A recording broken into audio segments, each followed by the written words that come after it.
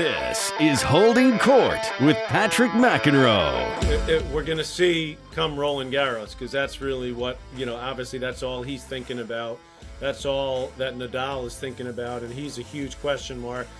So now the question becomes for both those guys, will they be able to get some matches in Rome to get themselves at least a couple? I mean, this is unknown territory for Nadal.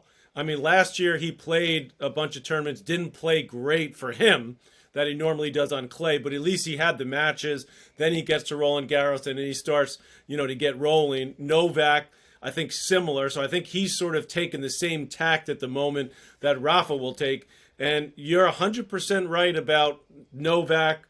There will come a point in time where you're more vulnerable, and we've seen that in the tournaments outside the majors. The question is, will it start to happen in the majors? Is this the year that it starts to happen? That's the X factor. That's a question we're not going to be able to answer until we get to Paris. I think it's definitely going to happen to Rafa. I don't know if it's going to happen to Novak. Okay, all right. So let's get to now Mr. Alcaraz. Absolutely phenomenal. I watched the match with Tsitsipas. Tsitsipas actually got off to a pretty good start, got a quick break. But Alcaraz, like you said, Van, about those all-time greats, just completely unfazed by whatever happens out there. He's got this confidence without being cocky. He just got this belief system.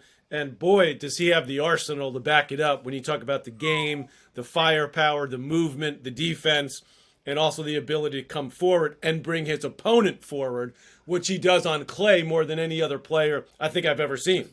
On his terms. Right. See, the whole secret to ever bringing anybody forward, and you know this, and anybody who really studies the game, bringing them forward on your terms is complete offense. You wouldn't think, because it looks like they're on offense because they're coming to net. But it's in the case of somebody like Alcaraz, who has probably the greatest pinpoint passing shots of all time and has every single potential shot at his disposal. Even if you're backing him up and he's got all his weight on his back foot and he's leaning back all the way, he's got a flick lob that's going to just absolutely crush you when you were thinking that you're going to get a high volley. And then God forbid he's stepping into a ball.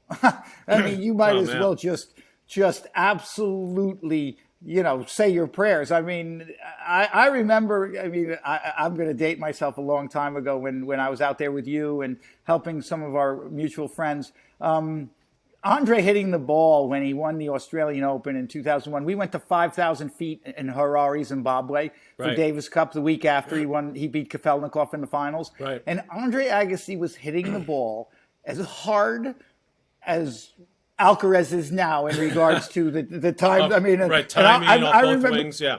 Yeah, I remember being at the net and fearing for my life. Literally fearing for my life. Like, he could hit me at will. At will. He could hit me with a ground stroke. No, I'm not talking about like and a ball he's net, running into the court. I'm at the net, and it's terrifying. And Alcaraz is a terrifying presence if you're his opponent. Holding Court is powered by Mudhouse Media.